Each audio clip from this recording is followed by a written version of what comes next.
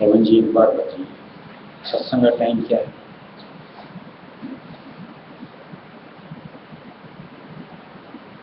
और सत्संग का कायदा क्या है?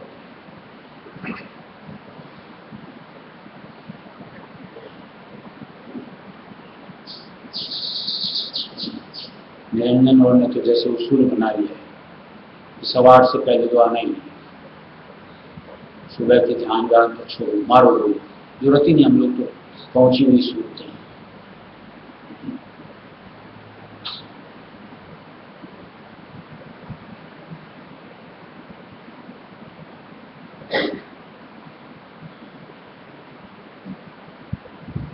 सत्संग का कायदा होता है कि 8 बजे सत्संग है तो 8 में 5 मिनट पहले आके अपना स्थान पकड़ लो।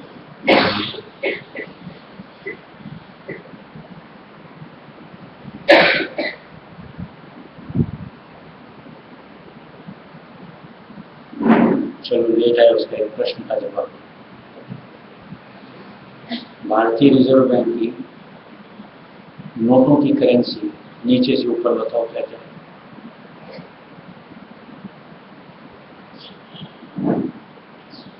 बराबर बोलो।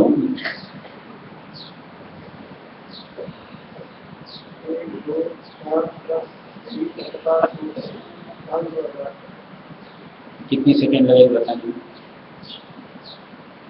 चलो मैं पटाख से बता दूं, आज या तो किसी किराए से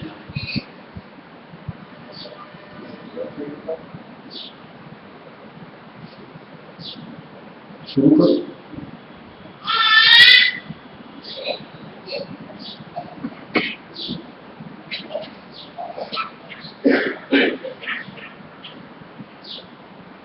जाओ।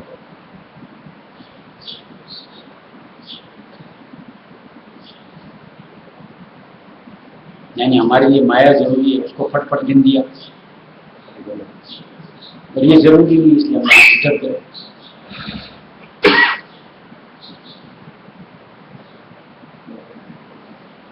बहुत बार भेद तो सुना ही, ऐसा तो है नहीं सुना नहीं। और वैसे भी हमारी जो ग्रंथ है उनको अध्ययन करना चाहिए। अगर सत्संगी है जानकारी तो होनी चाहिए।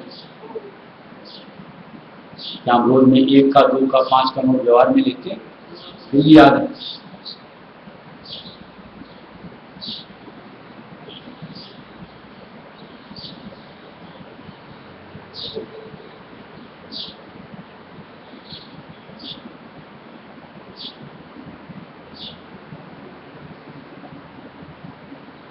आप किसी रास्ते जाते हो रोज, उस जगह की रौनक के हिसाब से आपको पता लगता है ना, मैं इस स्थान से जा रहा हूं, कि ये जैतपुरा गया, रामपुरा गया, राजास गया, हरमड़ा गया। बोर्ड थोड़ी पढ़ना पड़ता है, रौनक के हिसाब से एहसास हो जाता है। आज जो रायसुनी नाम के साथ मालिक ने भेज दिया यहां से लेके अपने देश तक, क्या बोर्ड पढ़ने पड़ेंगे या अपनी यात्रा रोज गुजर करेंगे तो एहसास के साथ अपने आप की अनुभूति।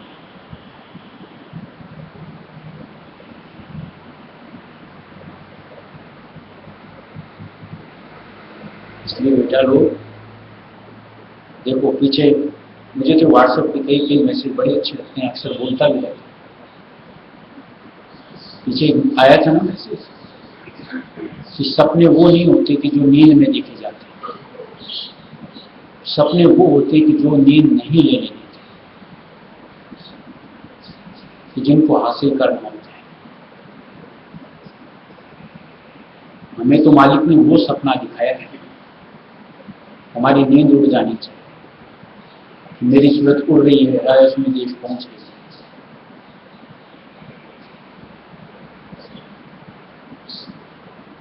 अभी महसूस होता है,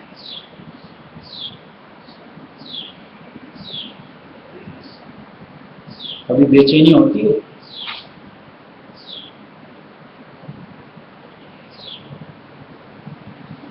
क्या ये हमारा ख्वाब नहीं, चाहत का स्वरूप नहीं कि हम इस देश से निकले, उस देश पहुंचे?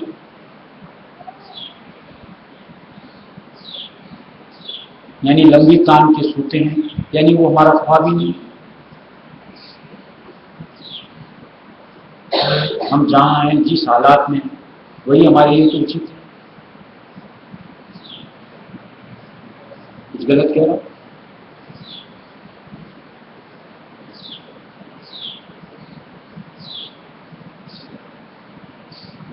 सत्संगी का क्या यही एक स्वरूप होता है, इस तरीके की जिंदगी, या उस तरीके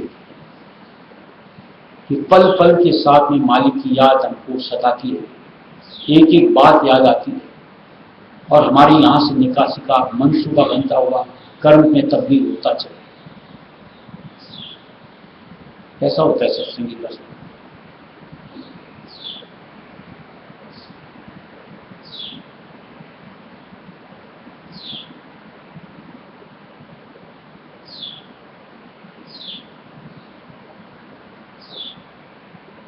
कई चीजें ऐसी होती हैं, अगर उसको आप जब तक गंभीरता से न,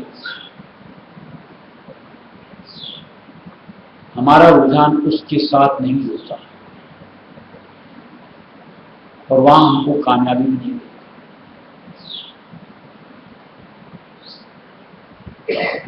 और परमार्थ से ज्यादा गंभीर मसला एक जीव के लिए, सूरत के लिए, आत्मा के लिए दूसरा क्या हो सकता है?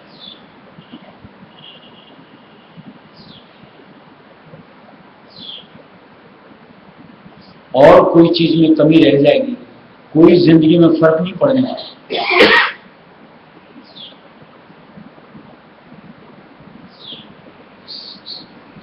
लेकिन अगर परमार्थ कमाने में कमी रह गई, बहुत बड़ा फर्क पड़ जाए।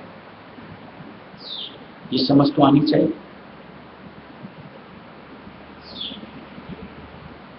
तो देखो, हम और मसलों में तो कहीं कमी नहीं रह जाए, इस बात का ख्याल रखते, यानी 100% होनी चाहिए। 99 भी नहीं चलती हमें। जहां 99 हो, दिमाग फितूर हो जाता है, आवेश में आ जाता है, संतुलित अवस्था हमारी खत्म हो जाती है।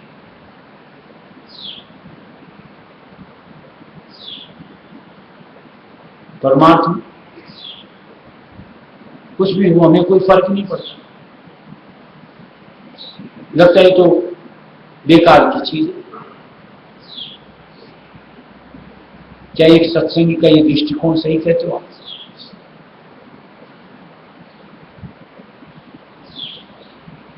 घर में एक गमछा जगह से नहीं रहे, थोड़ी सी आटा में नमक बेसी हो जाए, सब्जी में कम हो जाए, वो बर्दाश्त नहीं होता। हर चीज प्रॉपर होनी चाहिए। भजन, भक्ति, ध्यान, साधना नहीं तो चलेगा, सुमिरन नहीं तो चलेगा, सत्संग नहीं तो चलेगा।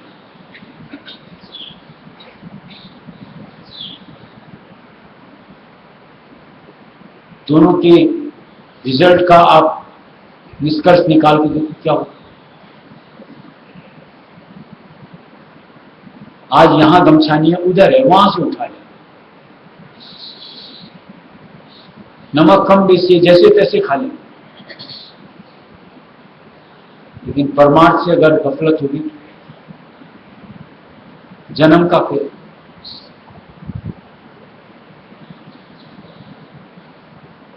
वो समझ में आता है कि चलेगा, अचरज नहीं लगता।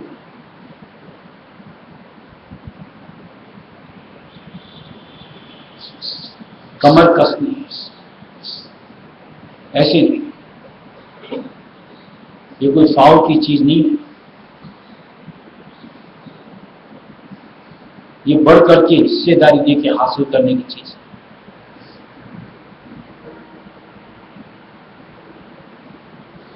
यानी इस अनुरूप हमारा वो स्वप्न हो जाना चाहिए, नींद उड़ जाए, भूख प्यास उड़ जाए, लेकिन मुझको हासिल करना है, ऐसी लगन अंतर के साथ। उसका नाम परमार्थ। वैसे भी देखो, इसमें जो शाब्दिकता है, परम अर्थ, अर्थ के लिए इतना करते, परम अर्थ के लिए कुछ नहीं।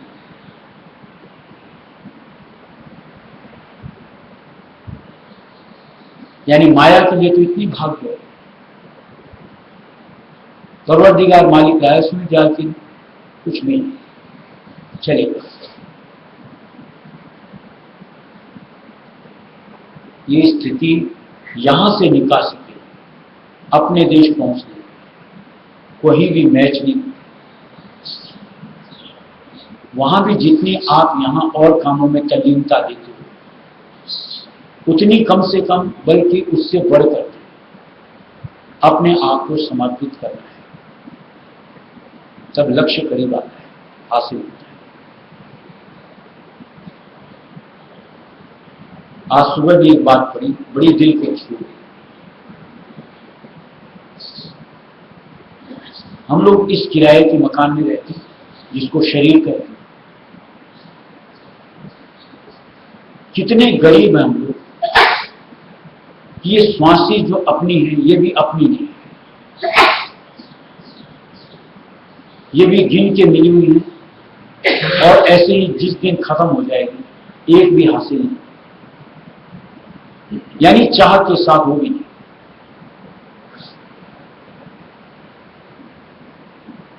इससे ज्यादा गरीबी क्या है? लेकिन दूसरी लाइन में दिया था, लेकिन हमसे बढ़कर के अमीर कौन? कि 3 लोक का मालिक हमारा अपना परम पिता राजा।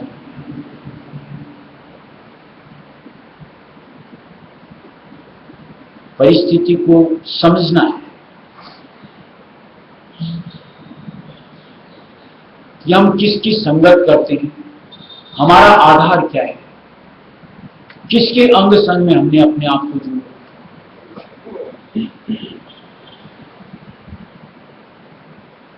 अपने आप बल मिलता है,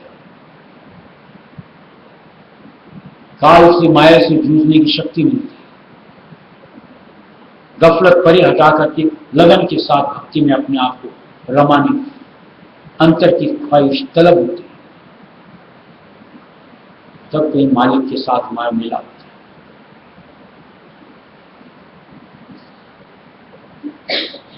इसलिए जो भ्रूमूल अपने साथ जिंदगी का स्वरूप परमार्थ की निमित्त बना रहे, आग्रह है सबसे दूर करें। मालिक विद्या से सच्ची संगत मिल रखी है, सच्चा नाम मिल रखा है, हर चीज जो परमार्थ कमाने के लिए चाहिए मालिक बख्श रखा। इसलिए संपूर्णता ने ये जो ऐसा लगता है कोई मेरा नहीं, कहीं मालिक, इस गैप को भरो। ऐसा लगना चाहिए कि हम दोनों एक साथ, मैं और मेरा मालिक। सब अंतर के उद्गार ऐसे आते हैं कि मुझसे बड़ा धनवान कोई।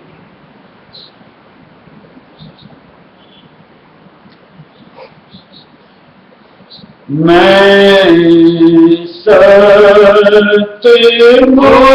सतगुरु संग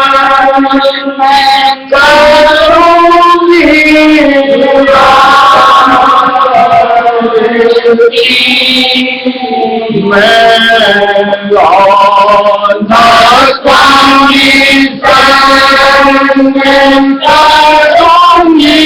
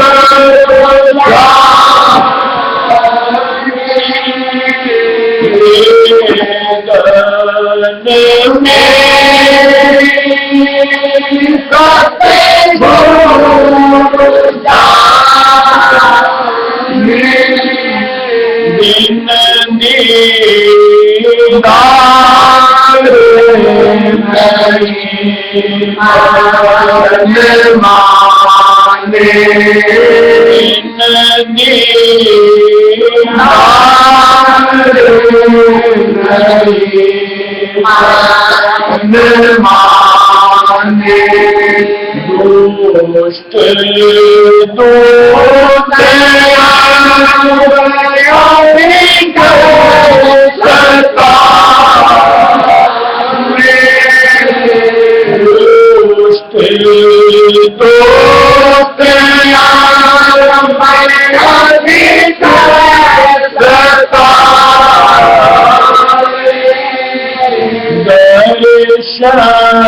मेरा स्वामी नारी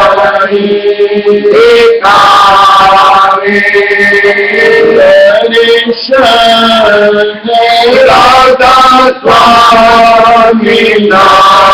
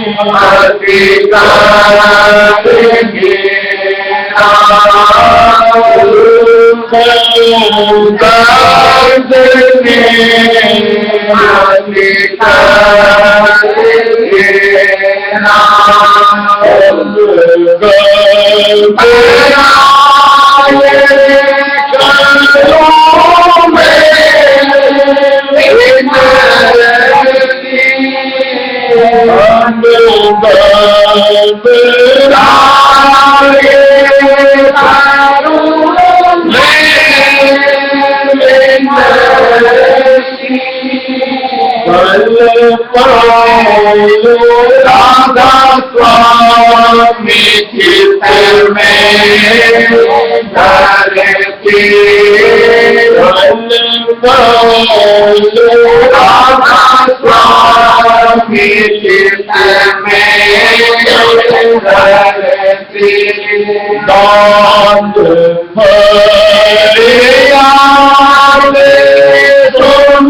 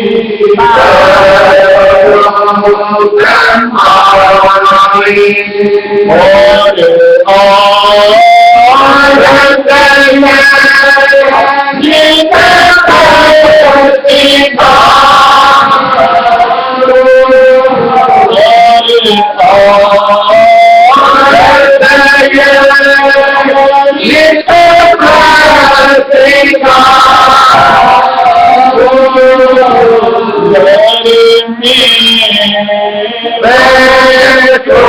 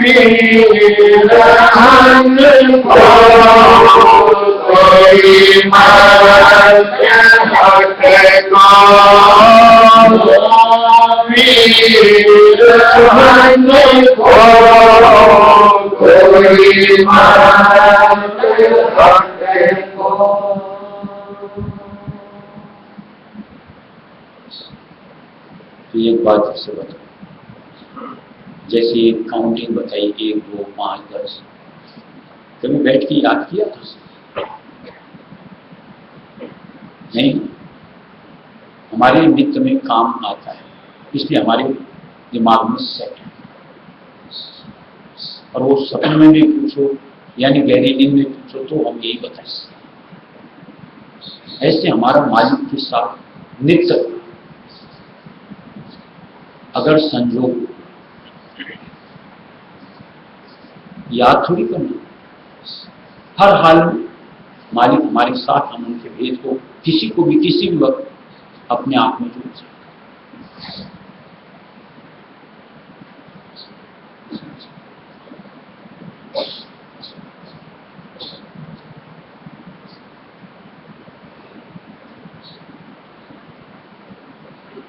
कई जो युग हो टेकों के साथ जुड़े हुए,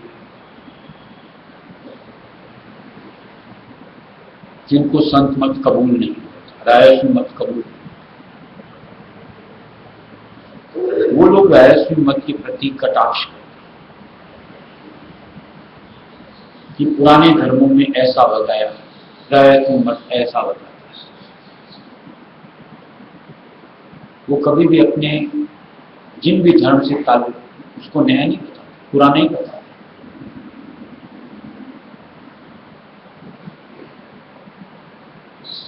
एक चीज का उन्हीं से जवाब मांगना चाहिए।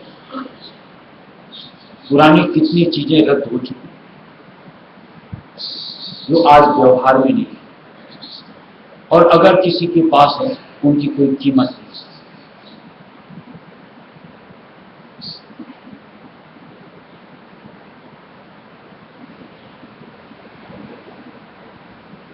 कोई उसको अपने युग को घर में इकट्ठा कर करके ढेर लगाए,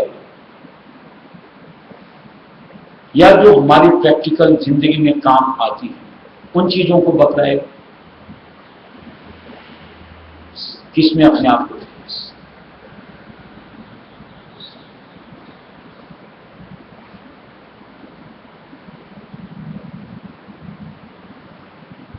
इंसान बुद्धिशाली होते हुए न जाने क्या है धर्म के नाम से अपने आप को जड़ता में ले लेता है। कब किस समय में कौन सी बात उस धर्म के साथ जुड़ी हुई बताई, कब वो वक्त कुछ और था, आज वक्त कुछ और है। उस वक्त की कोई भी बात बताई इस वक्त के साथ कैसे कारगर हो सकती है, और जीव उसको कैसे पूरी तरीके के साथ में उसको निभा कर सकता है। और जब तक पूरी तरीके से उसका निर्वाह नहीं किया जाएगा उसका फल कैसे मिलेगा।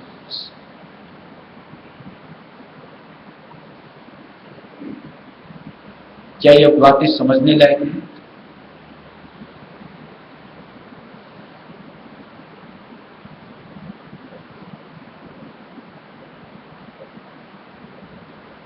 तब तो ऐसी दलीलें देते हैं, क्या हमारे बड़के जो करते थे मूर्ख थे? किसने कहा मूर्ख थे? वो बड़के थे। उस वक्त सांसारिक माहौल उनके अनुरूप था उस कर्म को करने के लिए। वर्तमान का समय उन कर्तव्यों को करने के मुफीद नहीं है।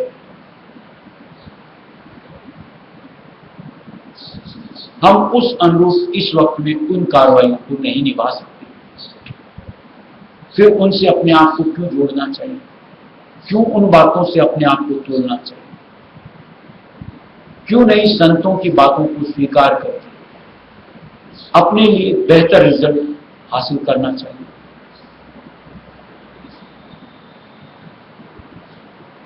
संत मत किसी भी धर्म की किसी भी कही बात गलत तो नहीं ठहराती। उस वक्त के लिए वो गतियां जो बताई गई थी सही थी, ऐसा ही बताया गया।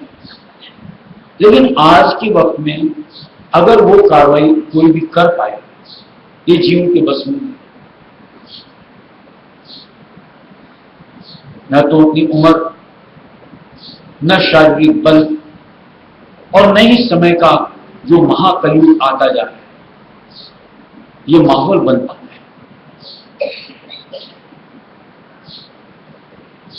ऐसे में वो कार्रवाइयां न तो हम पूरी तरीके से कर ही पाएंगे, और न ही उनसे हमें जो फल मिलना चाहिए हासिल हो पाता है।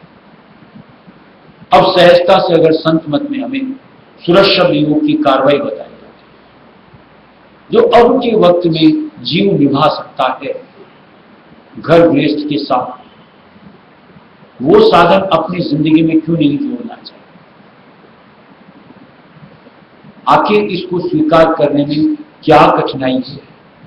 सिर्फ मानसिकता का परिवर्तन ही तो करना है कि वो वक्त और ये वक्त, जिस दिन ये समझ जीव को आ जाए, कभी भी ये मतांतर के द्वेष में ही अपने आप को जोड़े, बल्कि अपने हित के लिए बाखुशी मालिक की चरण शरण धारेगा, अपना काम बनाएगा।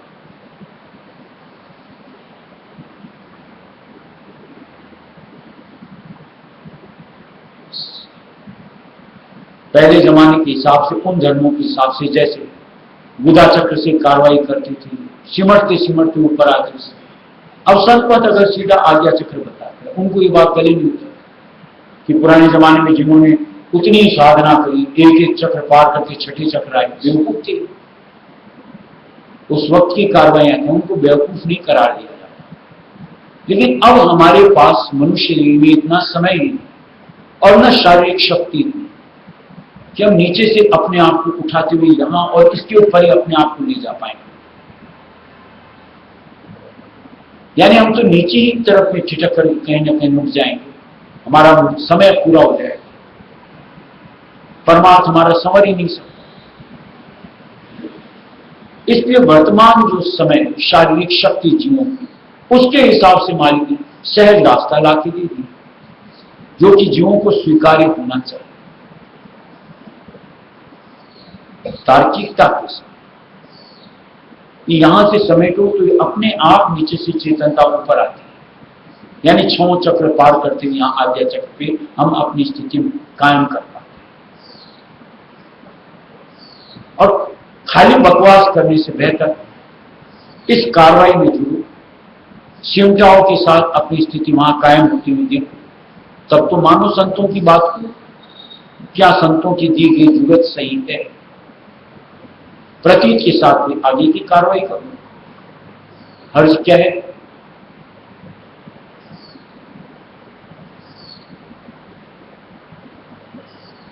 पुराने जमाने में समाधि लगाते थे लंबे लंबे अवधि की, आज क्या जीव लगा सकता है?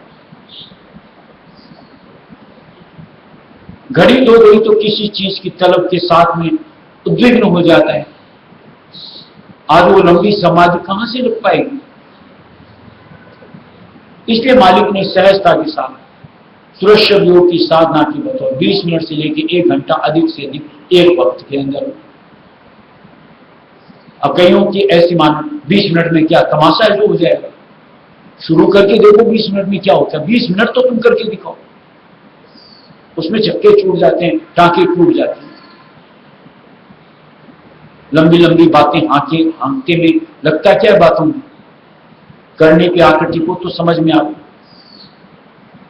कि शरीर को, मन को संभालना, केंद्रित कर पाना, टिका पाना नाम के स्वरूप के ऊपर कितना मुश्किल काम। बाहर स्वाहा स्वाहा स्वाहा करके मनोरंजन करते रहो, म्यूजिक लगा दो, आजकल जो डीजे चलते हैं इसमें रस लेते रहो। ये क्या पिछले धर्म ग्रंथों में बताया हुआ था? किस जगह लेकर कहीं से निकाल के दिखाया तो जाए। यानी धर्मों की भ्रष्टता कर दी, जीव का कोई सरोकार सदी नहीं सकता। और संत जो सुझाते हैं सच्चा सीधा रास्ता, वो जीव को स्वीकार्य नहीं होता, मानने में अपने आप को भी फल पाते। और ऐसे जीव सीधी सी बात काल की माया की गुलामी में अपने आप को जोड़े। जिसको संतों की खरी बातें समझ आए, प्रैक्टिकल में अपने आप के साथ जोड़ो, फल पाओ, स्वीकार करके अपने आप भाव उमड़ता चला जाएगा, परमात्मा की रुचि बढ़ती जाएगी, अपने आप हर तरफ से निर्वाह होकर अपनी मुक्ति जीते जी अपने आप की दिख पाएंगे। ये संत मत राज बार बार